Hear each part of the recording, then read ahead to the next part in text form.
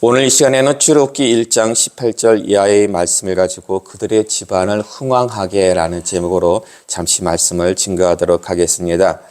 오늘 본문 말씀은 여러분이 너무나 잘 아시는 말씀입니다. 애굽왕 바로가 어떤 명령을 내립니까? 이스라엘이 너무나 막 이렇게 성장하고 부흥하니까 남자 아기들이 태어나면은 죽이고 여자 아기들은 살려둬라. 그런 명령을 내리죠. 그런데 산파들은 차마 그럴 수가 없었어요. 그래가지고 왕에게 거짓말을 합니다. 근데 이로 인해 가지고 하나님으로부터 무엇을 받습니까? 복을 받아요, 복을. 근데 여러분, 선의의 거짓말 해도 됩니까? 안 됩니까? 해도 돼요, 안 돼요? 사실 여기에 대해서 학자들의 입장도 나뉘어져요. 선의의 거짓말을 해도 되는가 안 되는가.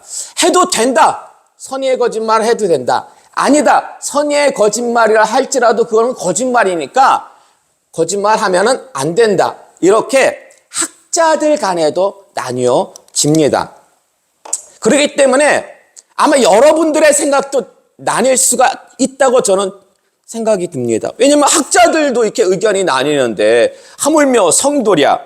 그럼 여러분 좀 더 들어가 가지고 선의의 거짓말이 죄입니까? 죄가 아닙니까? 일단 선의의 거짓말 해도 된다는 분들한테 이렇게 물어봐도 그분들 의견이 좀 나뉘어요. 선의의 거짓말 일단 죄입니까? 죄가 아닙니까? 죄가 아니다. 죄가 아니다. 죄가 아니다. 라는 입장도 있고 반면에 죄가 맞다. 라는 입장도 있습니다. 그러니까 선의의 거짓말을 해도 된다라는 분들 안에서도 거짓말이니까 이건 일단은 죄다라는 그런 입장이 있고 아니야 선의의 거짓말은 죄가 아니야 라는 입장으로 이렇게 나뉘게 된다라는 것이죠. 근데 중요한 것은 하나님이 그 산파들에게 무엇을 베푸십니까? 은혜를 베푸시고 그들의 집안을 어떻게 하십니까? 흥왕케 하십니다. 자, 그러면 보세요. 지금 선의의 거짓말을 하면은 안 된다는 입장, 선의의 거짓말이라 할지라도 죄라는 입장. 그러면 하나님께서 지금 산파들에게 은혜를 베푸시고 그들의 집안을 흥왕케 하셨는데 그러면은 이분들은 선의의 거짓말을 하면 안 된다. 선의의 거짓말도 죄다.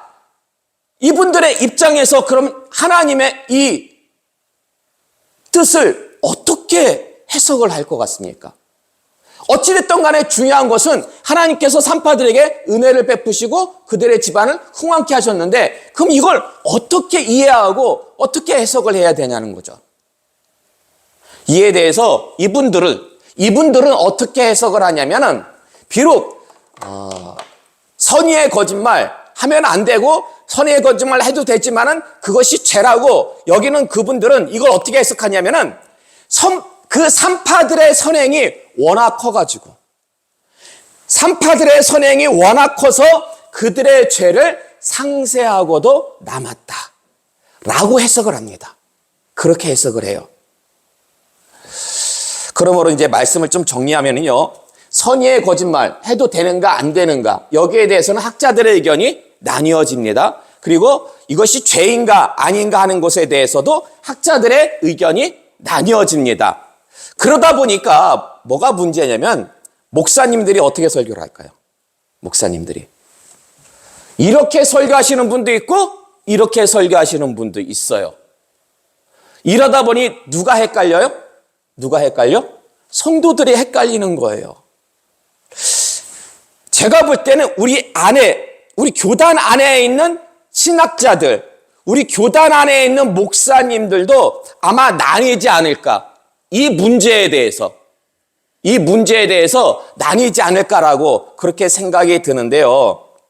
그러면 이렇게 해석이 다르게 된 원인이 어디에 있다고 보십니까? 이렇게 해석을 달리하는 원인.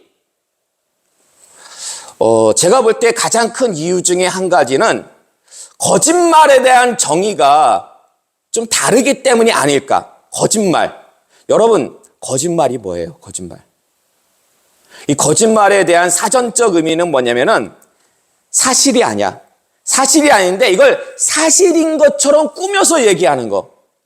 그러니까 인터넷을 쳐보면은 이렇게 사전적으로 정의가 내려지는 거예요. 사실이 아닌 것을 사실처럼 꾸며서 말하는 거. 이게 거짓말이라고.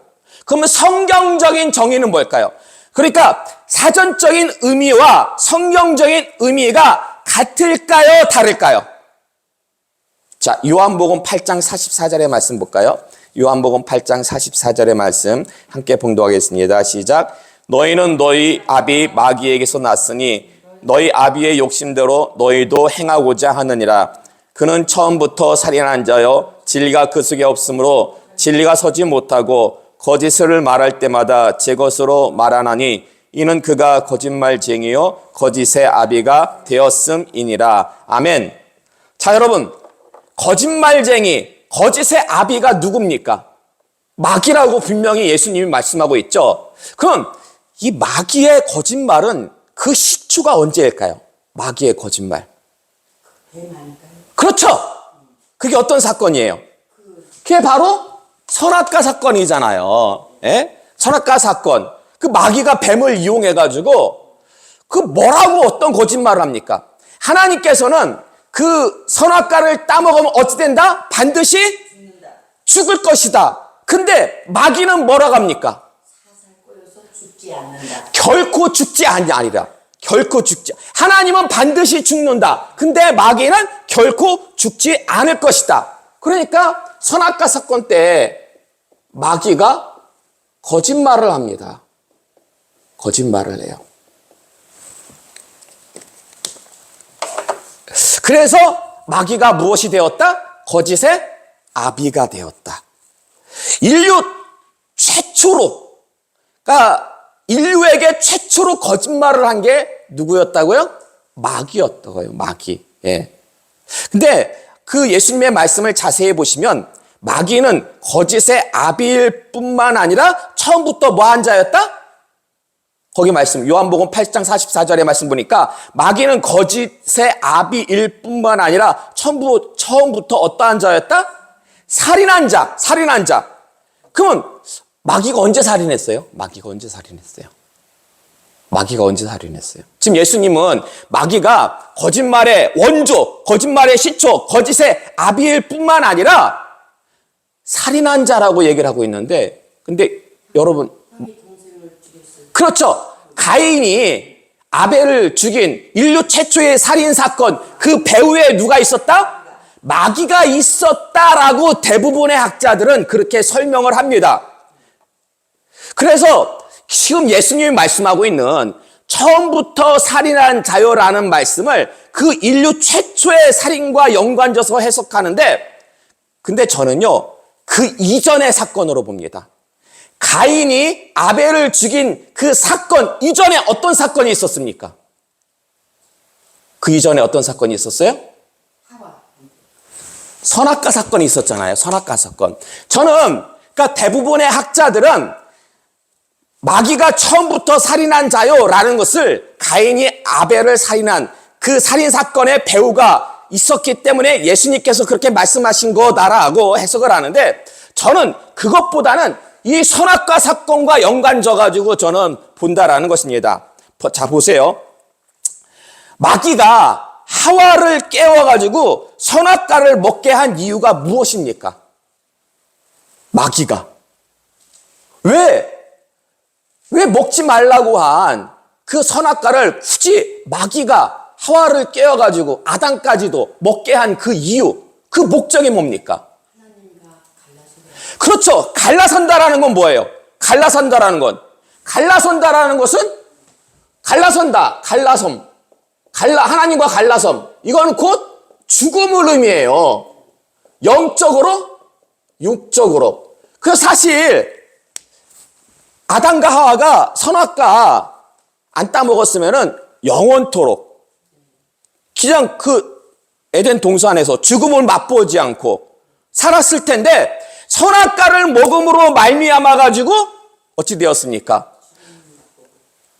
영적으로 먼저 죽음이 주어졌어요. 하나님과 갈라섰잖아요. 그리고 영원토록 살 수가 있었는데 그만 육적인 죽음도 맛보고 말았다라는 것입니다. 자, 근데 여러분 보세요. 가인이 아벨을 죽인 사건이 더 큽니까? 아니면 마귀의 거짓말로 인해 가지고 아담과 하와뿐만 아니라 모든 인류가 영육간에 죽게 된 사건이 더 큽니까? 더 큰 영역관에 그렇죠. 예. 아마 아담과 하와가 선악과를 따먹지 않았으면은 죄가 들어오지 않아가지고 가인이 아벨을 죽이지 않았을 수도, 그랬을 수도 가능성이 많잖아요. 근데 선악과를 따먹음으로 그 죄악이 우리 가운데, 인류 가운데 들어와가지고 동생을 미워해가지고 시기해가지고 죽인 거잖아요. 어찌 보면. 그러므로 보세요.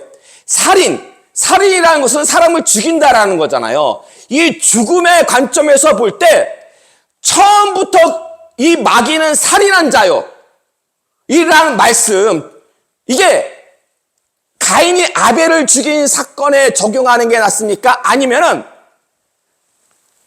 마귀의 거짓말로 인해 가지고 하나님으로부터 갈라서 가지고 영적, 육적으로 완전히 죽게 된 것, 이 사건에 적용하는 게 맞습니까? 어디가 더 맞는 것 같아요? 예? 제가 볼 때는 선악과 사건. 예. 그 거짓말로 인해 가지고 죽게 됐잖아요. 이건 살인이나 마찬가지잖아요. 단순히 이 가인이 아벨을 죽인 것은 육의 생명을 뺏은 거지만은 이 마귀의 거짓말로 인해 가지고 아담과 하와뿐만 아니라 택함 받은 모든 자녀들이 영적으로 영과 육이 다 죽게 되는 그런 살인을 마귀가 무엇을 통해 가지고? 거짓말을 통해 가지고 죽여버렸잖아요. 그래서 저는 예수님이 말씀하신 그런 처음부터 살인한 자요 라는 말씀을 저는 이 선악과 사건하고 연결해서 해석하는 게 더 낫다라고 저는 생각을 합니다. 그리고 말씀을 자세히 예수님 말씀을 보시면요, 그는 처음부터 살인한 자요, 그 무엇이 그 속에 없다? 요한복음 8장 44절 보세요. 그는 처음부터 살인한 자요, 무엇이 그 속에 없다? 진리가 없대요. 진리가 없대요. 거짓말은 진리가 없잖아요. 따라서 이 선악과 사건은요, 마귀의 거짓말, 마귀의 살인, 진리가 아닌 이 비진리 등 모든 게 다 연관져 있는 사건이다라는 것입니다. 그래서 이 마귀의 거짓말, 살인으로 인해 가지고 아담과 그 후손, 특별히 택함받은 백성들의 그 영과 육이 이제 죽게 되자 하나님께서 그 선악과 사건 그 바로 즉시로 주신 약속이 있는데, 그 약속이 뭡니까? 그 약속. 창세기 3장 15절의 말씀 볼까요? 창세기 3장 15절 함께 봉독하겠습니다. 시작. 지금 이 말씀이 좀 잘못 기록되었네요. 예. 여러분 직접 성경을 이렇게 찾아보세요. 성경. 창세기 3장 15절의 말씀. 자, 찾으셨어요? 찾기 쉬울 거예요. 맨 앞에 있으니까. 자, 함께 봉독하겠습니다. 시작. 내가 너로 여자와 원수가 되게 하고 내 후손도 여자의 후손과 원수가 되게 하리니 여자의 후손은 내 머리를 상하게 할 것이요 너는 그의 발꿈치를 상하게 할 것이니라 하시고, 아멘. 그 선악과 사건 직후에 하나님께서 주신 약속, 누구에 대한 약속? 하나님께서 여자의 후손이 누구예요? 예수 그리스도잖아요. 예수님. 여자의 후손. 예. 자, 하나님께서 선악과 사건으로 인해 가지고 아담뿐만 아니라 그 택함 받은 모든 사람들이 영육간에 죽게 되자, 생명을 잃게 되자 여자의 후손 예수 그리스도를 약속하셨는데, 보세요. 그로 말미암아 가지고 무엇을 얻게 됩니까? 영육간에 잃었던 그 생명을 다시 얻게 된다라는 거예요. 자, 그래서 하나님의 약속은 좀 정리하면은 누구에게 주신 약속이에요? 하나님의 약속. 아담과 하와를 비롯해 가지고 창세전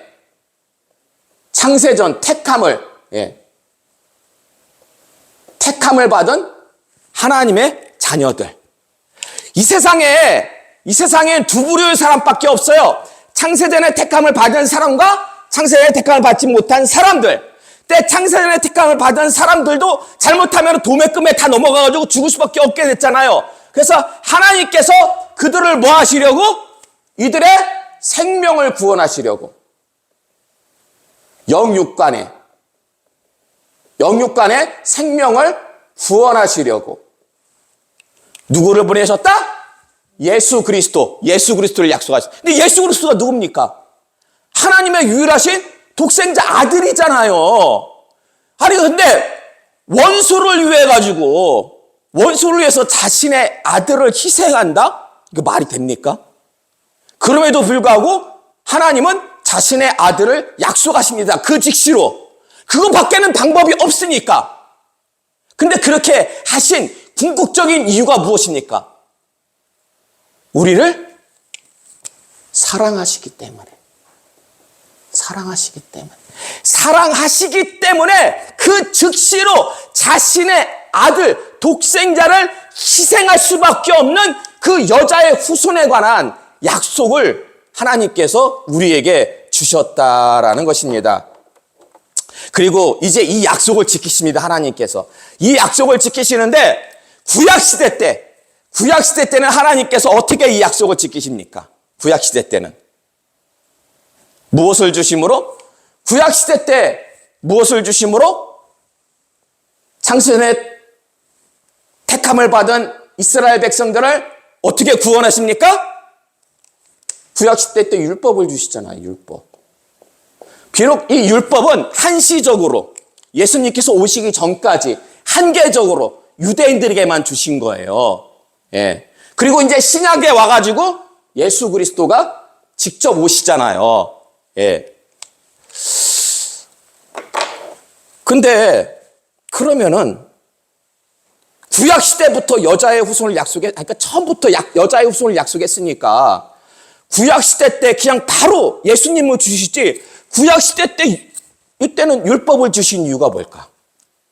구약 시대 때 처음부터 선악과 사건 직후에 여자 후손을 약속하셨으면은, 여자의 후손을 약속하셨으면은 바로 그냥 여자의 후손인 예수 그리스도를 구약 시대 때 주시지, 구약 시대 때 율법을 주신 이유는 뭘까요? 갈라디아서 3장 24절의 말씀 볼까요? 갈라디아서 3장 24절 말씀 함께 봉독하겠습니다. 시작.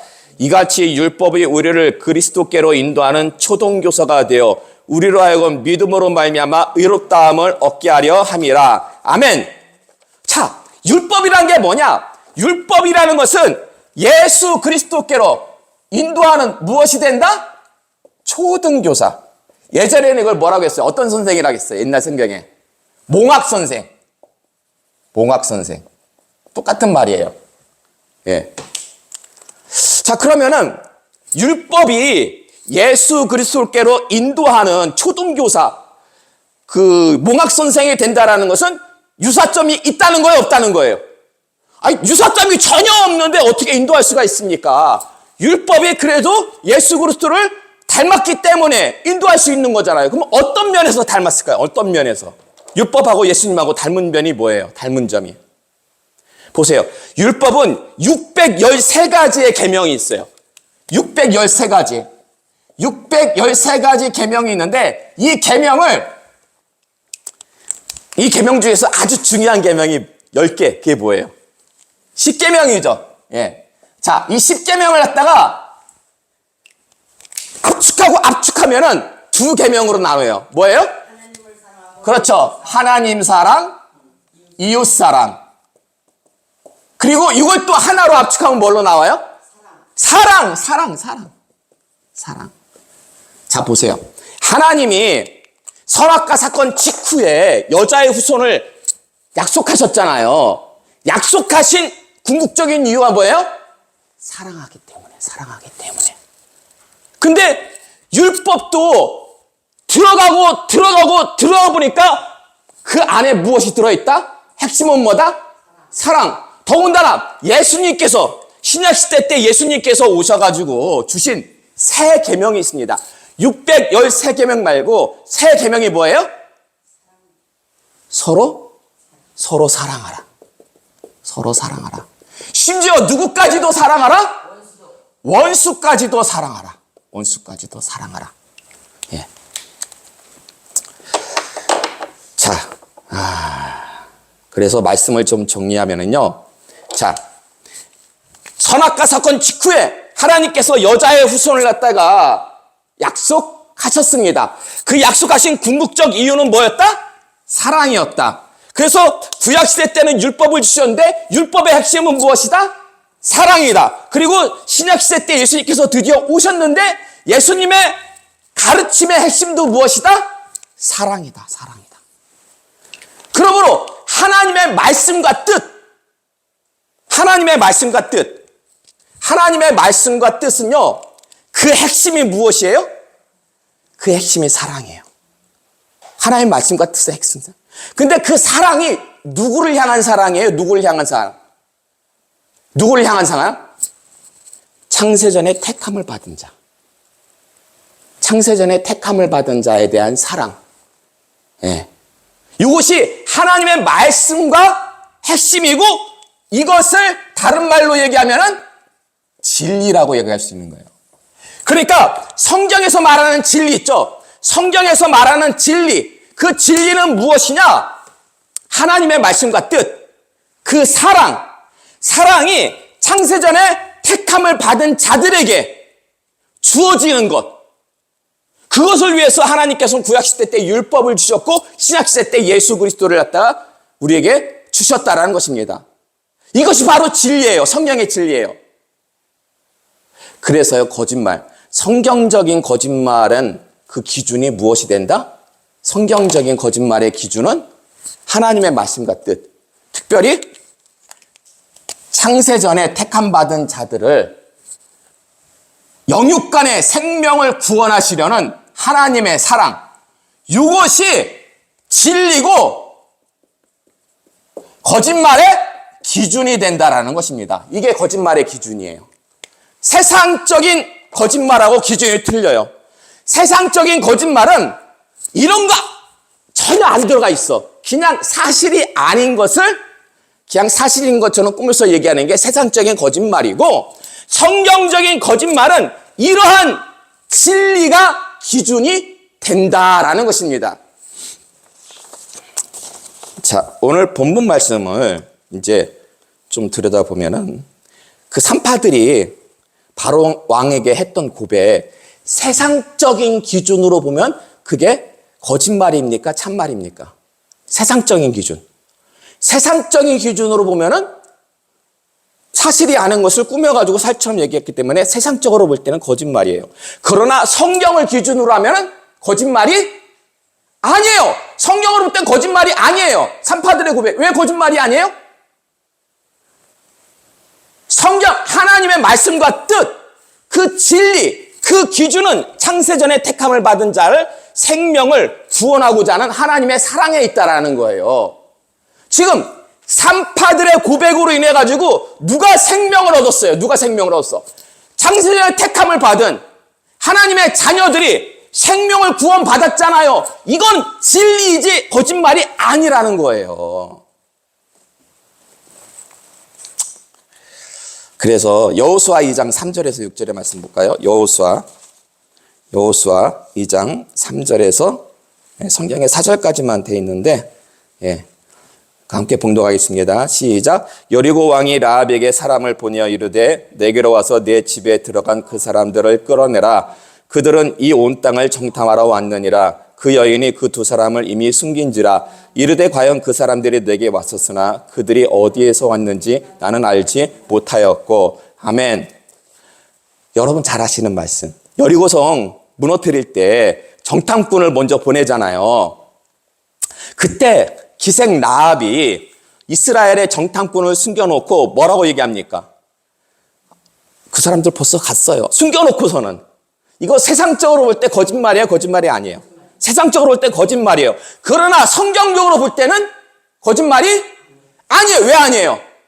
그 정탐꾼들은 누구다? 창세전에 택함을 받은 하나님의 자녀들이잖아요. 그들의 생명을 구원하는 것이잖아요. 그렇기 때문에 이거는 거짓말이 아니에요. 그래서 라합이요, 어떤 축복 받았습니까? 온 집안을 구원받고. 그렇죠. 여리고성이 함락당할 때 온 집안이 구원받았어요. 그리고 또 어떤 축복 받았을까요? 또 어떤 축복? 그 정탐꾼 중에 한 명이 살몬이라는 사람이에요. 두 명 중에 한 명이. 그 살몬과 결혼해가지고 낳은 아들이 누굴까요? 보아스예요. 보아스. 룻기에 나오는 보아스. 보아스. 그 보아스는 누구냐? 보아스는 다윗의 증조 할아버지. 보아스가 다윗의 증조 할아버지이기 때문에 라합은 어떻게 돼요? 라합이 보아스를 낳았기 때문에 라합은 다윗의 고조 할머니. 고조 할머니. 예. 근데 그 라합이 원래 우리나라도 그렇지만은 여자들 족보상에 이름을 안 올려요. 근데 누구의 족보에 올라가요? 당당히? 예수님의 족보예요. 예수님의 족보. 더군다나 히브리서 11장 1절 이하의 말씀 볼까요? 히브리서 11장 1절 이하의 말씀 함께 봉독하겠습니다. 시작. 믿음은 바라는 것들의 실상이요 보이지 않는 것들의 증거니 선진들이 이로써 증거를 얻었느니라. 믿음으로 기생 라합은 정탐꾼을 평안히 영접하였으므로 순종하지 아니한 자와 함께 멸망하지 아니하였도다. 아멘. 라합은요, 단순히 예수님의 족보에만 오른 게 아니에요. 히브리서 11장은 선진들에 대한 족보가 나와요. 믿음의 족보. 믿음의 족보에까지 올라가는 엄청난 축복을 받은 여인이 누구다?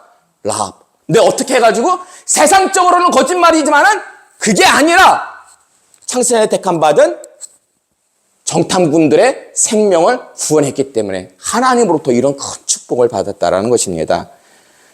자, 이제 결론의 말씀을 드리도록 하겠습니다. 사실 오늘 말씀은 굉장히 간단한 말씀이에요. 예. 거짓말 해도 되는가 안 되는가. 예. 그렇지만은 이게 우리 삶에 있어가지고 엄청나게 중요한 말씀이고, 사실 요 말씀, 지금 여러분에게 드린 말씀이요, 우리 실생활 가운데서 굉장히 많이 사용되는 말씀입니다. 부모님이 그러니까 그런 경우가 많잖아요. 연세가 많이 들었어. 예? 그래가지고 이제 몇 년 못 사실 것 같아. 그럼 대부분 노안은 대부분 병하고 중병하고 겹쳐가지고 오래 못 사시잖아요. 병원에 갔어. 그랬더니 의사가 뭐래요? 암이래. 예, 암이래. 그러면서 오래 살아봤자 1년이래. 그러면 자식된 도리로서 부모님한테 아버지, 어머니, 암이래요. 그럼 그분들 1년 온전히 사실 수 있을까요? 못 살아요. 1년 살 거 3개월, 6개월밖에 못 살아요. 근데 대부분 뭐라고 얘기를 해요? 아무 문제 없대요. 그냥 노안이래요. 노안이래요. 그러면 1년 살 거 몇 년 살아요? 3년 살고 5년 살아요. 자, 그러면 그거 거짓말 했다고 해가지고 하나님 앞에 가가지고 벌 받을까요?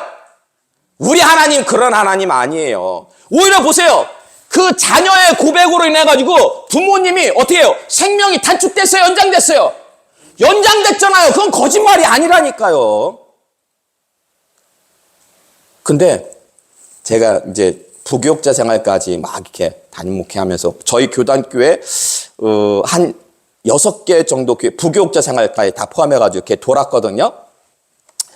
그래서 물어본 교회도 있고 안 물어본 교회도 있는데, 이렇게 그 교회들 가가지고 설교하면서 물어보면은 거기서도 나뉘는데, 특별히 오래 정말 열심히 신앙생활, 의외로 그런 분들 중에서요 선의의 거짓말이라 할지라도 절대 하면 안 된다.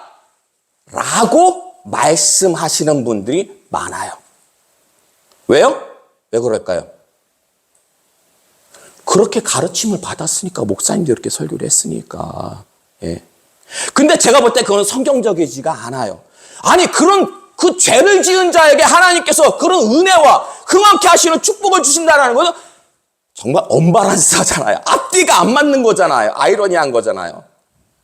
그러니까 우리는 세상의 기준을 따를 것이 아니라 성경의 기준을 정확히 알고 성경적으로 무엇이 거짓말인가, 무엇이 진리인가를 알고 이것을 기준으로 삼아가지고 우리가 신앙생활을 해야 된다는 것입니다. 그래서 이게 정립이 안 돼 있으면은요, 막 헷갈려요, 실생활에서. 거짓말 했다가 안 했다가, 그러다가 또 같지 않아도 되는 막 죄책감으로 인해가지고 또 괴로워하는 또 그런 분들도 있어요. 이 시간 나오신 여러분은 이제 이후로 이제 거짓말에 대한 기준을 정확히 이제 오늘 들었잖아요. 이게 좀 잘 모르겠다 하신 분들은 우리 카톡, 은혜의회 단체 카톡 보면은 매주 설교를 올리잖아요. 다시 한번 들어보세요. 예. 예, 저희 마이크를 지금 이렇게 끼고 있는데 옛날보다 소리가 훨씬 더 좋아졌어. 옛날에는 막 울리고 그랬는데 지금 딱 울리는 거 하나도 없고. 예. 몇 번 듣다 보면은 이제 머릿속에 완전히 딱 정립이 돼요. 예. 그래서 이제 여러분도 산파들처럼 위기의 때에 정말 하나님께서 원하시는, 하나님께서 기뻐하시는 그런 고백을 하심으로 하나님의 은혜와 흥왕케 하시는 그런 놀라운 축복이 여러분 가정 위에 함께 하시기를 주님의 이름으로 축원합니다.